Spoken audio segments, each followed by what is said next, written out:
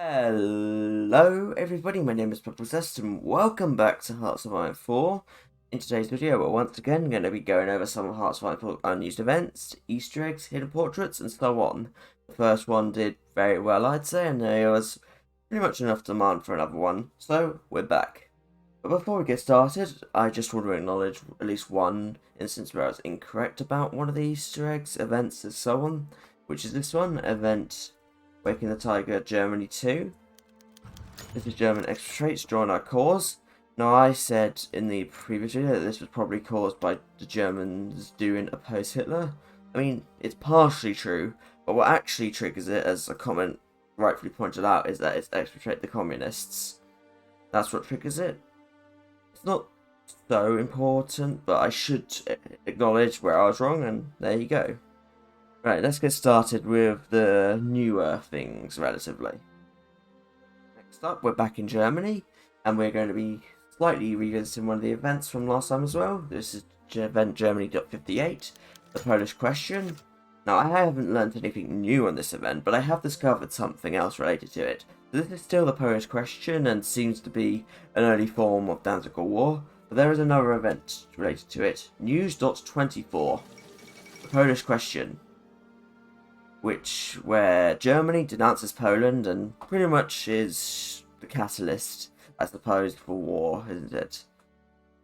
Yeah, I think these events were meant to play into each other. Like, this would give a war goal, and this would be the event for the rest of the world to see. This pretty much confirms to me that at some point there was something after Reassert East Ukraine and before Danzig War, or maybe Danzig War was the focus of the Polish question at some point. Because let's be honest, Danzig War is not what actually happened to start World War II.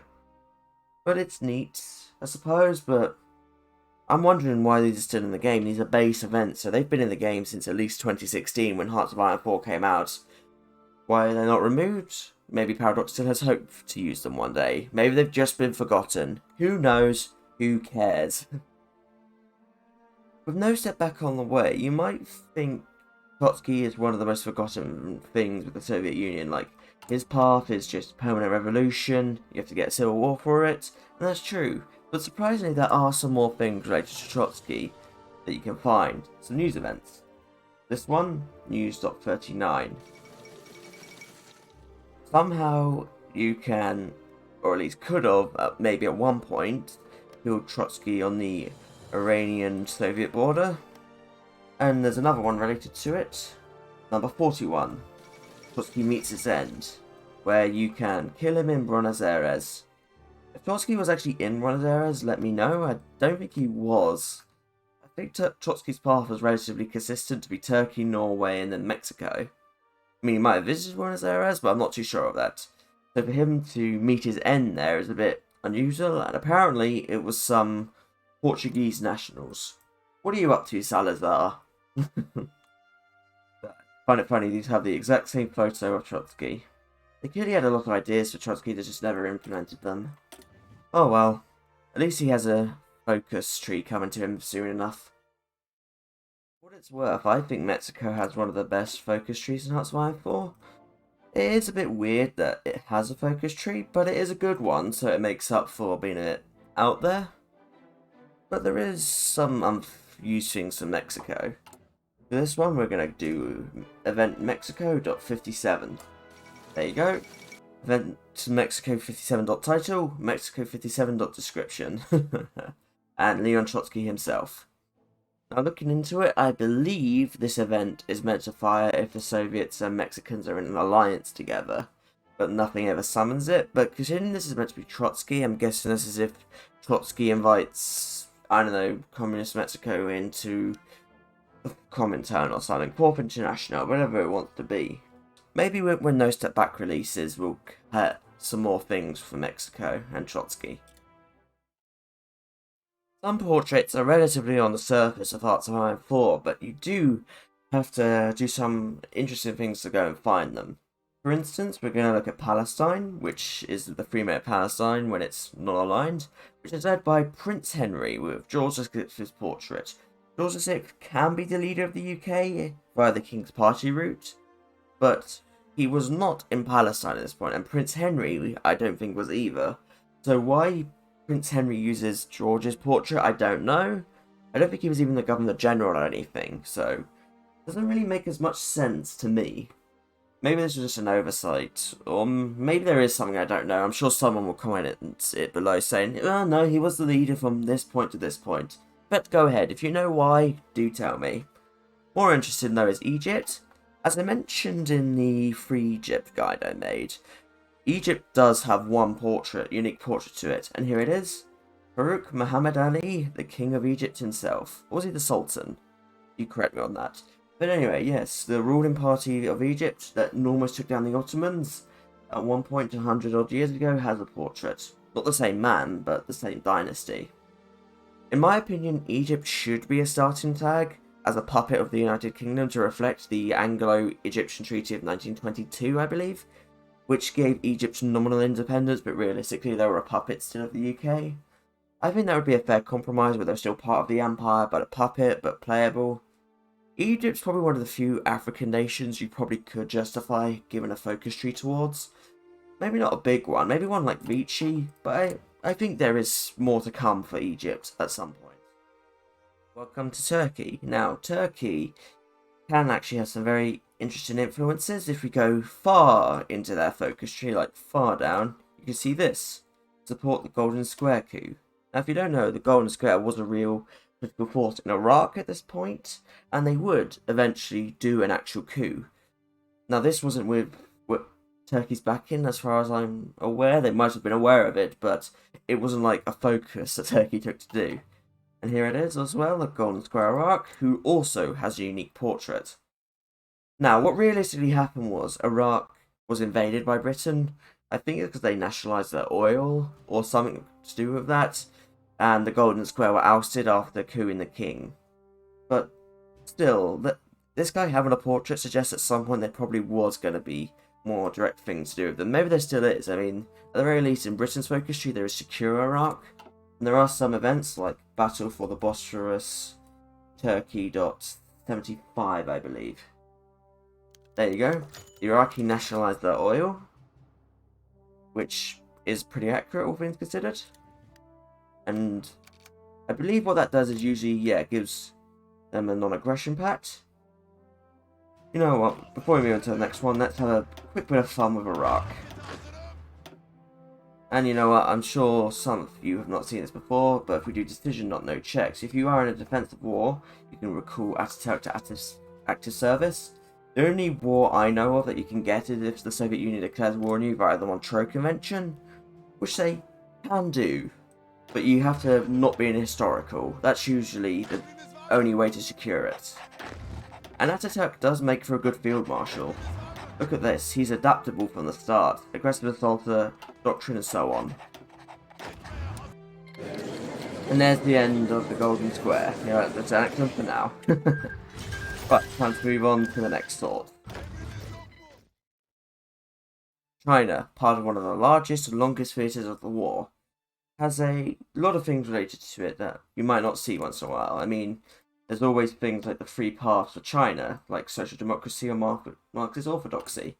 And there are even some events related to it. So let's do event news.33 to start, which relates to Mao Zedong denouncing us. I think this is probably if somehow the Chinese United Front doesn't work. I mean, that sounds about right. I guess it makes sense though to have these different options for players to see if events don't work, because, well, you might not always succeed in what you want to do. You might sometimes get a failure, you might get a succeed, you might not. So to have options makes sense. There are some other things related to China though, such as event Waking the Tiger News.35, the Shanghai incident. We're going to pay a brief visit to the PRC now, for the final event we're going to look at. Number 36. The death of Chiang Kai-shek in a plane crash. Now, there are ways to remove Chiang Kai-shek. The most easy way, I think most people know, is removing him. But you can also arrest him, the Soviets can approve of you as China executing him, and so on. But I'm not sure how he can die in a plane crash. I honestly don't know. Maybe there was a way to shoot him down or make his plane explode. I reckon there are a lot of unused ideas and events for China, probably because just to show Chinese politics accurately would be quite hard. I mean, like the cliques and warlords were nominally independent, but they were also nominally a part of Chiang Kai-shek's government, so it's very curious. If there was anything I'd probably want Paradox to elaborate on apart from the Germany event from earlier, it'd probably be just how many things went unused for China. I reckon there are a lot. We are now in Romania. The first thing you'll note is obviously the fact that Romania is democratic at this point. Now, before I believe a patch in Battle for the Bosphorus, Romania would start as non-aligned with this same leader, but technically Romania was kind of democratic at this point. Bit shaky, but democratic. But so who is Romania's ruling leader for non-aligned now? It isn't Carol II, it's someone else. It's this guy, Armand. The pirate of Romania himself, who is also Romania's Prince of Terror. Same portrait here. I believe he was the loyalist to Romania and Carol, so I guess it makes sense. Now, Romanian politics isn't the most accurate thing. I mean, politics isn't HOI4's accurate thing in the best of times, so it can't really show just how varied Romanian politics were. So, for instance, we're going to set ruling party F. Ooh. There you go. Which has Octavian Goga as Romania's leader at the game start, which is sort of accurate. He was the leader of the National Christian Party, I believe his party was. But he was in power briefly. He was in power before Romania instituted the royal dictatorship. He was used more as a pawn for Carol to do it, I believe. But what's more interesting is down here, Iron Guard. Now, yes, the Iron Guard was a force at this point. But Antonescu becoming the leader of it is kind of shaky. He kind of was and he kind of wasn't. He associated with the Iron Guard, but he wasn't their leader. You know who was though? Cornelio Zeller. He does have a full name, but I can't pronounce it. Cornelio Zeller was the leader of the Iron Guard, but at this point and until his death in 1938, he is in prison. But he does have a portrait in Hearts of Iron 4's game files, and it should be somewhere over here now. But after Cornelius' death, Hera Simner took his place as the leader of the Iron Guard, and then I believe the Iron Guard even got banned when Antonescu took power. So it doesn't accurately show Romania's politics at that time, but it is weird and something I think should be elaborated on to have an Iron Guard tree.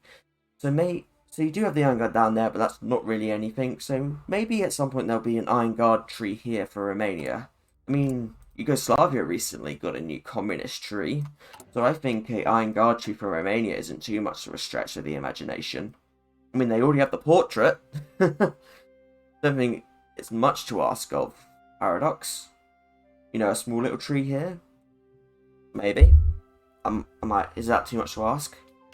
There's also one more thing for Romania, an older event Romania.6. A hard choice. I reckon this was before Death with Dishonor, Romania's tree, came in this one. I think this was if Romania had everything taken, so North Transylvania, Bruges, and so on. This would flip them either to F or red. I don't think many people have even seen the communist option, which is probably not something you would do, especially if the Soviets had, but you could also stay neutral. You know what? We've been all ideologies of Romania bar one, so we'll flip to the final one we haven't been. And there is Constantine Paron himself. France. Out of all the countries that could have flipped communist in Western Europe, France was probably the most realistic that could have done it. I mean, the PCF did win the popularity of votes in some of France's elections, but not the majority of seats due to the coalitions. But France, despite being communist, can actually get rid of being communist, basically. And there are some things related to that. So, for instance, we're going to do France event.24, which the game claims there is no event related to that, but there is. I'll probably have the trigger and everything up on screen now, but it goes completely blanked out. It's not meant to appear in any way, but there is one thing related to it that you can still find. So let's do that. Event news.161. There you go. France bans communism. And no, it doesn't fire if you ban communism in any of these decisions either. But it's very weird. You have an event that is completely blanked out. We've seen so many events that you'd think, why is that still in the game? But this is the one they've decided is worth keeping in. Why?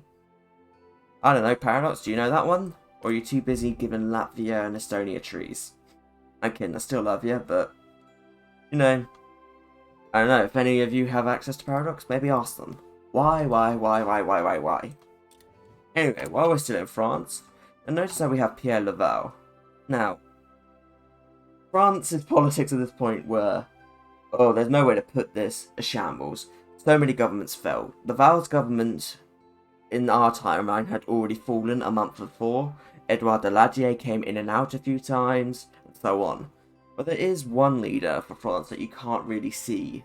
I mean, there is also Edouard Daladier's portrait, but Daladier was actually the leader of France until La Resistance came out, so I think people have seen his portrait more often. But what I don't think many people have seen is Event France 31. There you go. The resignation of Edouard Daladier. But who replaces him? Mr. Paul Renard. Here he is. The actual leader of France during the Battle of France, I believe. And as the event said, this event is only meant to fire if Germany refuses the second armistice. I am so curious about this as well. I just think, could they have actually shown French politics accurately? I think they could have, but I reckon it would have just slowed the game down to have government collapses on this date, government collapses on that date, he comes back, he comes out, he comes in, he comes out. There have been Leon Blum or Pierre Laval in until 1939 is fine.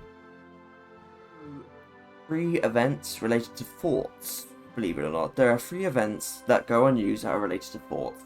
So the first one is Germany 27, fortifying the West Wall. There you go. Look at that. Level 5 forts there. And if the junta does eventually do the West Wall, they'll be like level 8 forts or something. The next one is in Italy. Event Italy.4. Yeah, you can tell Italy doesn't have many events when the 4th event goes unused. Fixation of the Vallo Alpino. Gives forts on the Austrian and I believe Austrian border and some other ones. There you go. And the final one is in the Soviet Union, so SAG-SOV. And I believe it's event Soviet.27. No, it wasn't that. My mistake. But anyway, this one is for the Stalin line. No forts here, and when we press the button, look at that. I'm guessing there was no reason to have these events when you have focuses like improve the Stalin line, the West Wall. But I think the most interesting is probably Italy's, because Italy has fortification efforts, but that's for the Sardinian border, for the Dodecanese, but these ones were for the Austrian border. So, I don't know. Maybe that was if Italy decided to go against Germany. You know, Italy first. You know what, that could be interesting. If it was somewhere in there. The USA, along with Mexico, have probably the most dynamic election events. I'm sure some of you have seen these, but let's just go through 2 of them. USA 7, which is Roosevelt versus Willkie. So we can give him the portrait now. There he is. Portrait for himself. And then there's a follow-up event, event USA.9. Roosevelt versus Dewey. Yeah, I'm sure many of you have seen that famous photo. Truman loses to Dewey. Dewey defeats Truman. Obviously, at this point, Truman isn't the leader of the Democrats, so it would be FDR. I believe there is an event for Truman against Dewey, though. But anyway, here's his portrait. Bit dark, isn't it? That's another one where you must question... how? You know what, let's try and have a look at one of the other USA events. USA.5, I'm assuming? Nope. That's destroyed the bases if the UK refuses. This is election of 36. And there you go. Let's get Alf Landon in. Fun fact, despite having all of these portraits, Alf Landon was the last one to get a portrait. Dewey, Willkie had portraits years before Landon did, which is weird. I guess that's how few people chose him. So sad. Welcome to Australia. Now, we're going to pay attention to this focus right here. Second time is the UK. As you may not be able to tell, it has two options. If the UK has George VI, or if Edward VIII marries Roy Simpson. What happens? Well, let's explore that. First one is Together for Victory Australia 90. The coronation visit. So you can have John Curtin go and visit the United Kingdom. What happens if Edward VIII gets in power? Here you go. Edward VIII will come and visit you. They pretty much give the same thing: stability, manpower, political power. But most interesting is Edward VIII's one actually gives non-aligned support. It's one of the few things that actually gives non-aligned support in this game. It's even a bigger event after all. I mean, I guess they're fine, but I don't think many people would do this, because if you're going to play Australia, you're going to do Never Another Gallipoli, let's be honest. Australia's focus tree is fine, but it's something you look at a few times and not much else. And here is John Curtin himself, which makes no sense actually this time, because the leader of Australia was not John Curtin, and Curtin wouldn't take office until 1941, so he's 5 years away from when he actually took over. So who was the leader of Australia at this time? Joseph Lyons. Now Lyons has been in power since 1932, and he will die in office in 1939, around April. I bring this up because the 14th Australian Prime Minister, Earl Page, has a portrait in the game files. Here it is. So Page was only in power for April 1939, so why they made his portrait actually does baffle me. He isn't mentioned here or anything else. So they made his portrait for no reason. It's not even like the 1939 start date either. He's in power in April and Blitzkrieg starts in August. Maybe there is a revisit of Australia's tree to do for Paradox 2. I mean, Joseph Savage does die in office and has an event for that. Who knows with Hearts of Iron 4 at this point? I don't know, and I'm not one to question Paradox's policies as much, because it isn't that important. Let's be honest, if Earl Page did have a portrait, most people wouldn't even notice it. But yes, I think this is going to be a good place to call it. We've explored pretty much the whole world. We've gone to Egypt, we've gone into Spain, we've gone into Germany, we've visited Paul Renard, we've seen Alf Landon, Willicke, Dewey. The only one we didn't see was Truman. We've gone for the full spectrum of Romanian politics. We've caused the Purge to be a bit different. We've visited Forts events, we've seen Unused events, we've seen so much. We've even caused Turkey to expand, because we're just that nice. But yes, I think now it's time to call it here. If you do know where many of these events fit in, do let me know. I don't know for all of these for certainty. I might be wrong. I'm always willing to acknowledge when I'm wrong. But until next time, everybody, this has been me, Bubble Zest, going through all of these events and everything. And if you have any ideas for future videos, do let me know. I'm always open to new video ideas. But until we are back for next time, this has been me, Bubble Zest, for the third time I've been saying that. And goodbye, everyone.